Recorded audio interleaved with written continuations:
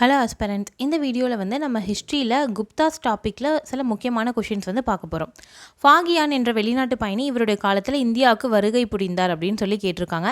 யாருடைய காலத்தில் ஃபாகியான் அப்படின்ற வெளிநாட்டு பயணி வந்து வந்தார் அப்படின்னு சொல்லி கேட்டிருக்காங்க. இரண்டாவது சந்திரகுப்தர் அப்படின்றவரோட காலத்தில் தான் ஃபாகியான் வந்து வந்திருப்பார். ஃபாகியான் அப்படின்றவர் ஒரு சீன நாட்டு பயணி. இவர் வந்து இந்தியாவுக்கு விசிட் பண்ணியிருப்பார். சரிங்களா? ஏன் சீன நாட்டு பயணி இந்தியாவுக்கு வந்து விசிட் பண்ணுறாங்க அப்படின்னா, இங்கே தானே புத்த மதம் தோன்றுச்சு. சீனாவிலையும் வந்து என்னென்னா புத்த மதம் வந்து ஸ்ப்ரெட் ஆச்சு. சீனாவிலையும் புத்த மதம் பரவுச்சு. ஸோ என்னென்னா அதனால் புத்திஸ்ட் ஷ்ரைன்ஸ் நிறையா, இங்கே புத்த மதம் சம்மந்தப்பட்ட இடங்கள் நிறைய இருக்கும்ல, விஹாரங்கள் அதெல்லாம் பார்த்து விசிட் பண்ணுறதுக்காக ஒருத்தர் வந்திருப்பார். அவர் தான் ஃபாகியான். சரிங்களா? இரண்டாவது சந்திரகுப்தர் காலத்தில் வந்திருக்காரு. இந்த இரண்டாவது சந்திரகுப்தர் பற்றி இன்னும் வேறு முக்கியமாக என்ன தெரிஞ்சுக்கணும் அப்படின்னா, இவருடைய முக்கியமான பட்டங்கள் என்ன அப்படின்னு பார்த்தீங்கன்னா, விக்ரமாதித்யா அப்படின்ற பட்டம் வந்து இவர் வச்சுருந்தார். விக்ரமாதித்யா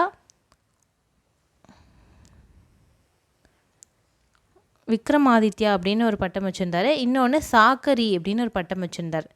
அது ஏன் சாகரி அப்படின்னு பட்டம் வச்சுருந்தாருனா, சாகர் இனத்தவர்களை வந்து போரில் தோக்கடித்ததால் என்னென்னா சாகரி அப்படின்ற பட்டம் வச்சுருந்தார். சரிங்களா?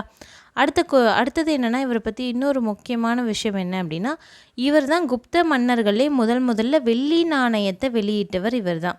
இதுக்கு முன்னாடி இருந்தவங்களாம் தங்க நாணயம் வெளியிட்டிருப்பாங்க. இவர் தான் வந்து ஃபஸ்ட்டு குப்த மன்னர்களே வெள்ளி நாணயங்களை வெளியிட்டிருப்பார். சரிங்களா? இது வந்து இவர் பற்றிய முக்கியமான ஒரு விஷயம். அடுத்தது இன்னொரு முக்கியமான விஷயம் என்ன அப்படின்னு பார்த்தீங்கன்னா, இவருடைய வெற்றிகள்லாம் குறித்து ஒரு கல்வெட்டு இருக்கும். அந்த கல்வெட்டு வந்து மெக்ராலி கல்வெட்டு அப்படின்னு சொல்லுவாங்க. மெக்ராலி இரும்பு தூண் கல்வெட்டு. இது எங்கே இருக்குது அப்படின்னா, டெல்லியில் இருக்குது. மெக்ராலி இரும்பு தூண் கல்வெட்டு.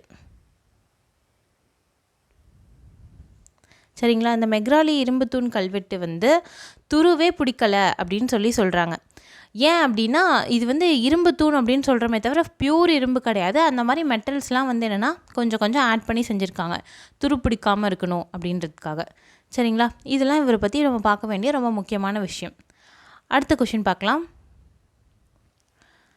அடுத்த கொஷினில் என்ன கேட்டிருக்காங்கன்னா, நாலந்தா பல்கலைக்கழகத்தை நிறுவியவர் யார் அப்படின்னு கேட்டிருக்காங்க. நாலந்தா பல்கலைக்கழகம் எங்கே இருக்குது அப்படின்னு பார்த்தீங்கன்னா, பீகார் மாநிலத்தில் இருக்கிற ஒரு பல்கலைக்கழகம் தான் நாலந்தா பல்கலைக்கழகம். சரிங்களா? இந்த நாலந்தா பல்கலைக்கழகத்தில் வந்து என்னென்னா கட்டி முடித்தது யார் அப்படின்னு பார்த்தீங்கன்னா, நிறுவியவர் குமாரகுப்தர் அப்படின்றவர் தான். இவர் இந்த இரண்டாவது சந்திரகுப்தரோட பையன் தான் குமாரகுப்தர். இவர் தான் நாலந்தா பல்கலைக்கழகத்தை நிறுவியிருக்காரு. இங்கே வந்து நிறைய புத்த பிக்ஷுக்கள்லாம் வந்து என்ன பண்ணுவாங்க அப்படின்னா சேர்ந்து படித்தாங்க. புத்த மதத்தை பற்றி நிறையா பேர் தெரிஞ்சுக்கிட்டாங்க நாலந்தா பல்கலைக்கழகம். இது வந்து பின்னால் வந்து ஒருத்தர் வந்து என்னென்னா இதை வந்து அடித்து உடைச்சிருப்பார். அவர் பேரும் வந்து என்னென்னா தெரிஞ்சுக்கோங்க.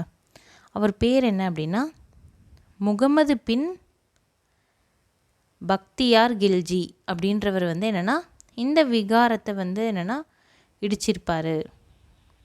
முகமது பின் பக்தியார் கில்ஜி அப்படின்றவர். இவர் யார் அப்படின்னு பார்த்தீங்கன்னா, நம்ம பார்த்துருப்போம் தரையின் போர் அதெல்லாம் வந்து பற்றி கேள்விப்பட்டிருப்போம். தரையின் போர் நடக்கும். அதில் கோரி வந்து ஜெயிச்சிருவார், முகமது கோரி. அந்த முகமது கோரிக்கு வந்து 2 அடிமைகள் இருப்பாங்க. முகமது கோரியோட படையெடுப்பை பற்றி நம்ம படிச்சிருப்போம் இந்தியாவில். இந்தியன் வரலாறு படிக்கும்போது முகமது கோரிக்கு 2 அடிமைகள். ஸோ ஒருத்தர் வந்து முகமது பின் பக்தியார் கில்ஜி, இன்னொருத்தவர் தான் குத்புதீன் ஐபக். குத்புதீன் ஐபக் பற்றி நம்ம டெல்லி சுல்தானியம் இங்கெல்லாம் வந்து படிச்சிருப்போம். முகமது பின் பக்தியார் கில்ஜி அப்படின்றவர் வந்து என்னென்னா அந்த பக்கம் போய் பீகாரில் இருக்கிற நலந்தா யூனிவர்சிட்டியெல்லாம் வந்து அழிச்சிருப்பார். சரிங்களா? இது வந்து நாலந்தா பல்கலைக்கழகத்தை பற்றி படிக்க வேண்டிய முக்கியமான இன்ஃபர்மேஷன். நெக்ஸ்ட்டு ஒரு முக்கியமான இன்ஃபர்மேஷன் இருக்குது. இது இப்போ ரீசெண்டாக கரண்ட் அஃபேர்ஸில் வந்த ஒரு இன்ஃபர்மேஷன். அது என்ன அப்படின்னு பார்த்தீங்கன்னா, நாலந்தா பல்கலைக்கழகத்துடைய புது கேம்பஸ் என்ன பண்ணுறாங்கன்னா, எங்கே வந்து திறந்துருக்காங்க அப்படின்னா, பீகாரில் இருக்க ராஜ்கீர் அப்படின்ற இடத்துல நாலந்தா பல்கலைக்கழகத்துக்கு புது கேம்பஸை இப்போ ரீசெண்டாக வந்து என்னென்னா திறந்து வச்சுருக்காங்க அப்படின்னு சொல்கிறாங்க. சரிங்களா?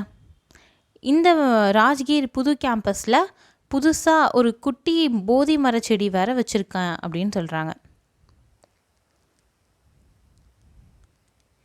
போதி மரத்துலேருந்து எடுத்த செடி வந்து வச்சுருக்காங்க அப்படின்னு சொல்கிறாங்க. இது வந்து இப்போ நியூவாக வந்திருக்க கரண்ட் அஃபேர்ஸ். ஓகேவா? ஓகே, நெக்ஸ்ட் கொஷின் பார்க்கலாம். அடுத்த கொஷினில் என்ன கேட்டிருக்காங்கன்னு பாருங்கள். புத்த சமய அறிஞர் வசுபந்து இவர் ஆதரித்த மன்னர் யார் அப்படின்னு சொல்லியிருக்காங்க குப்த மன்னர்களில். புத்த சமய அறிஞர் அப்படின்னு வசுபந்து அப்படின்னு ஒருத்தர் இருக்கார். இவர் ஆதரித்தவர் யார் அப்படின்னு பார்த்தீங்கன்னா சமுத்திரகுப்தர் அப்படின்றவர் தான் ஆதரிச்சிருக்காரு. சமுத்திரகுப்தர் ரொம்ப ரொம்ப ஃபேமஸான ஒரு மன்னர். இவரை வந்து என்ன சொல்கிறாங்கன்னா இந்தியாவின் நெப்போலியன் அப்படின்னு ஒருத்தர் சொல்கிறாரு. இந்தியாவின் நெப்போலியன் அப்படின்னு சொல்கிறாங்க. இந்தியாவின் நெப்போலியன் யார் சொன்னா அப்படின்னா விஏ ஸ்மித் அப்படின்ற ஒருத்தர் சொல்லியிருக்காரு. யார் அந்த நெப்போலியன் அப்படின்னு பார்த்தீங்கன்னா இவர் ஃப்ரான்ஸ் நாட்டை ஆண்ட ஒருத்தர். ஃபஸ்ட்டு ஸ்டார்டிங்கில் வந்து என்னென்னா ஒரு அதிகாரியாக இருப்பார். பின்னாடி வந்து என்னென்னா அவர் வந்து மன்னராக அவரே அறிவிச்சுக்கிட்டு ஆண்டுட்ருப்பார். பக்கத்தில் இருக்க நாடுகளையும் என்னென்னா கைப்பற்றியிருப்பார். அந்த மாதிரி ஒரு மன்னர் தான் நெப்போலியன். அவர் வந்து சொல்லியிருப்பார். ஆனால் இந்த கூற்றே முதல்ல தப்பு. முதல்ல பழைய யார் வந்து முதல்ல இருந்தாங்களோ அவங்க பேரை வச்சு தான் வந்து என்னென்னா பின்னாடி வரவங்கள நம்ம கூப்பிடுவோம். ஆனால் இந்த சமுத்திரகுப்தர் அப்படின்றவர் பார்த்திங்கன்னா கிட்டத்தட்ட 300 இந்த ரேஞ்சில் வந்து வாழ்ந்தவர். ஏடி இந்த ரேஞ்சில் வந்து வாழ்ந்தவர். அதாவது 4வது நூற்றாண்டில் வாழ்ந்தவர்.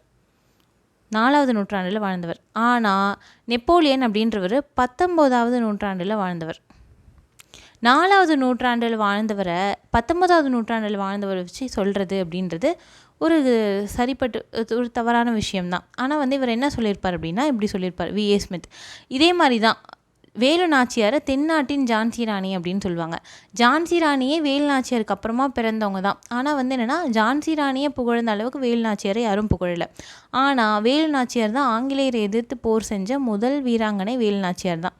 பட் எல்லாரும் ஜான்சி ராணியை புகழ்ந்த அளவுக்கு வேலு நாச்சியாருக்கு அந்த அளவு ரெகாக்னிஷன் கிடைக்கல. சரிங்களா? அதே மாதிரி வந்து இவர் சொல்லியிருக்காரு இந்தியாவின் நெப்போலியன் விஏ ஸ்மித் அப்படின்ற ஒருத்தர் சொல்லியிருக்காரு.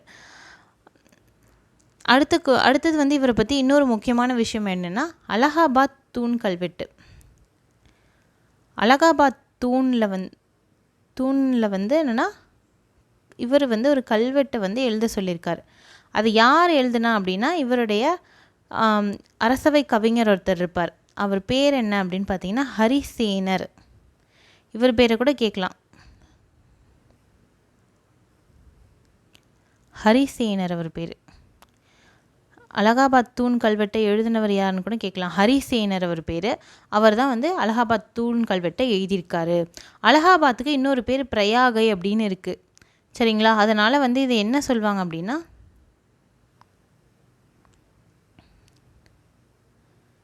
பிரயாக் பிரசாஷ்டி அப்படின்னு சொல்லுவாங்க. பிரசாஷ்டி அப்படின்னா என்னென்னா ஒருத்தவங்களை புகழ்ந்து எழுதுறது. அதான் வந்து பிரசாஷ்டி அப்படின்னு சொல்லுவாங்க.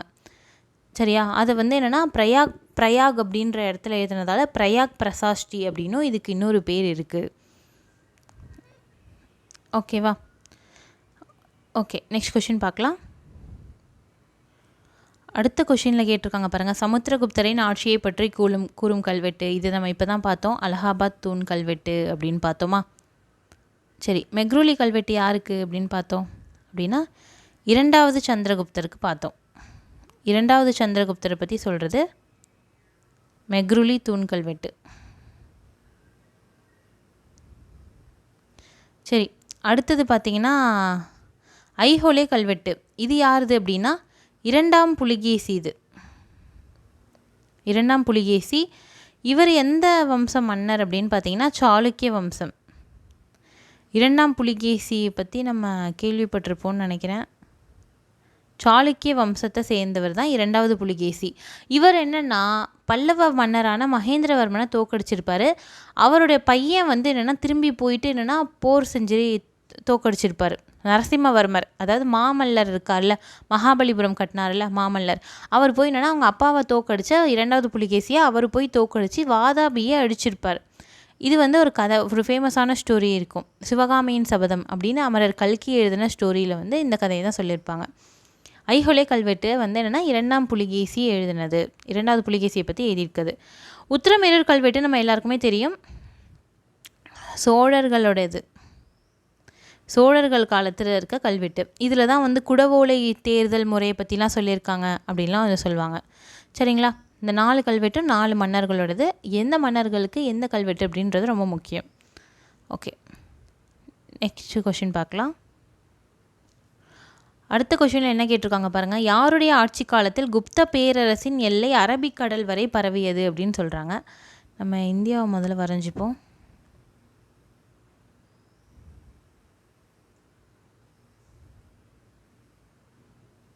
இந்த பக்கம் இப்படி இருக்குமா? ஓகே, இப்படி தான் இந்தியா இருக்குது அப்படின்னு வச்சுக்கோங்களேன். இந்த பக்கம் என்ன இருக்குது அப்படின்னா, பக்கம் குஜராத் இருக்கும், மேலே ராஜஸ்தான் இருக்கும். சரிங்களா? இங்கே வந்து அரபிக்கடல் இருக்கா? இந்த பக்கம் அரபிக்கடல் இருக்குது. யாரோட ஆட்சி காலத்தில் அரபிக்கடல் வரைக்கும் பரவுச்சு குப்த பேரரசு தானே கேட்டிருக்காங்க. குப்த பேரரசர்களில் இதுக்கு முன்னாடி இந்த முதலாம் சந்திரகுப்தர், சமுத்திரகுப்தர்லாம் இந்த பகுதியெல்லாம் ஆட்சி பண்ணிட்டு இருந்தாங்க. சரியா? இதில் யார் வந்து குஜராத்தை வந்து பிடிச்சவர் யார் அப்படின்னு பார்த்தீங்கன்னா, குஜராத் இந்த இடத்த வந்து பிடிச்சவர் யார் அப்படின்னு பார்த்தீங்கன்னா, 2வது சந்திரகுப்தர். அவர் தான் வந்து குஜராத் ராஜாவை தோக்கடிச்சிட்டு என்ன பண்ணுவார் அப்படின்னா, அரபிக்கடல் வரைக்கும் வந்து என்னென்னா இணைப்பார். குப்த பேரரசை விரிவுபடுத்துகிறார் அரபிக்கடல் வரைக்கும். சரியா? இவர் வந்து குஜராத் ராஜாவை கொன்னுட்டு அவரோட ஒய்ஃபை வந்து என்னென்னா மேரேஜ் பண்ணிப்பார். அவங்க பேர் என்ன அப்படின்னு பார்த்தீங்கன்னா துருவாதேவி. அந்த அம்மா பேர் துருவாதேவி அப்படின்றவரை கல்யாணம் பண்ணிக்கிறார். சரிங்களா? சாரி, இந்த துருவாதேவி அப்படின்றவரை அவர் சகோதரரோட மனைவி, சகோதரரோட ஒய்ஃப் ஒருத்தவங்க இருப்பாங்க, அவங்க தான் துருவாதேவி. இந்த 2ஆம் சந்திரகுப்தருக்கு முன்னாடி வந்து ஒருத்தர் ஆட்சி பண்ணிகிட்ருப்பார், ராமகுப்தர் அப்படின்றவர். அவரோட ஒய்ஃப் தான் துருவாதேவி. அவரை வந்து ஒரு மன்னர் வந்து தூக்கிட்டு போயிடுவாங்க அந்த பொண்ணை.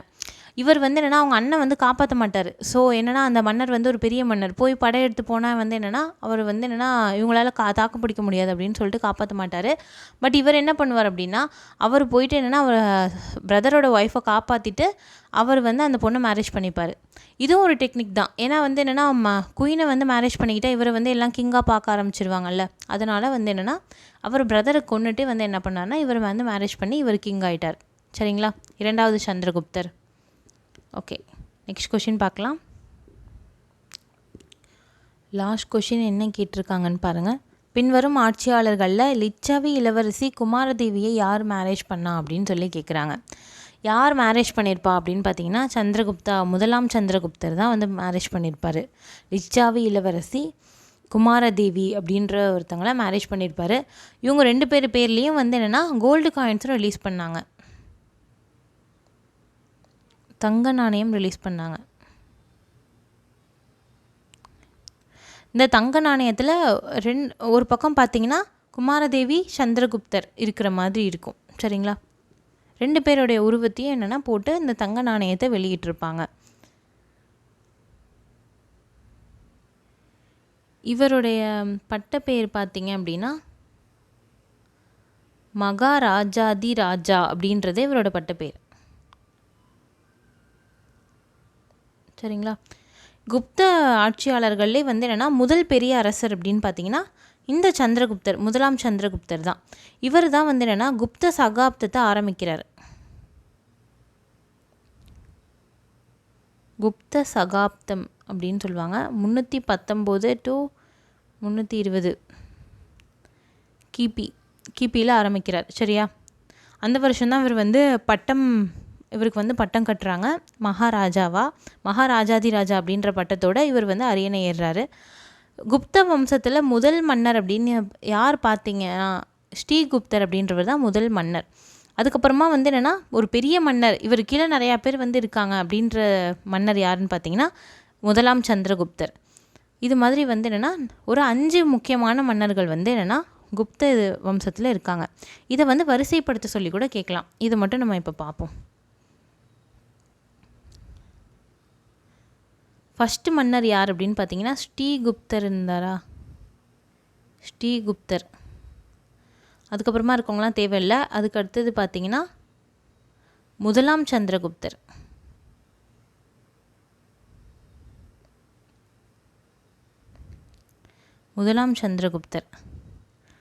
அதுக்கு அடுத்தது யாருன்னு பார்த்தீங்கன்னா சமுத்திரகுப்தர்.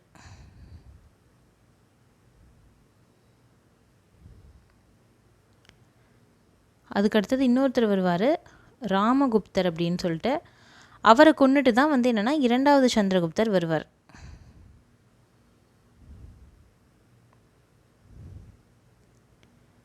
இரண்டாம் சந்திரகுப்தர் வருவார்.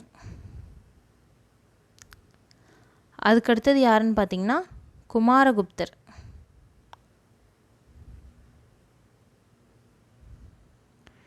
கடைசியாக பார்த்தீங்கன்னா ஸ்கந்தகுப்தர். இந்த 7 பேரையும் வரிசையில் ஞாபகம் வச்சுக்கோங்க. சப்போஸ் கால வரிசைப்படுத்த சொல்லி கூட கேட்கலாம் இந்த கொஷினை. சரியா? ஓகே, நெக்ஸ்ட் வீடியோவில் நம்ம வேறு ஒரு டாபிக் கூட பார்க்கலாம். தேங்க்யூ.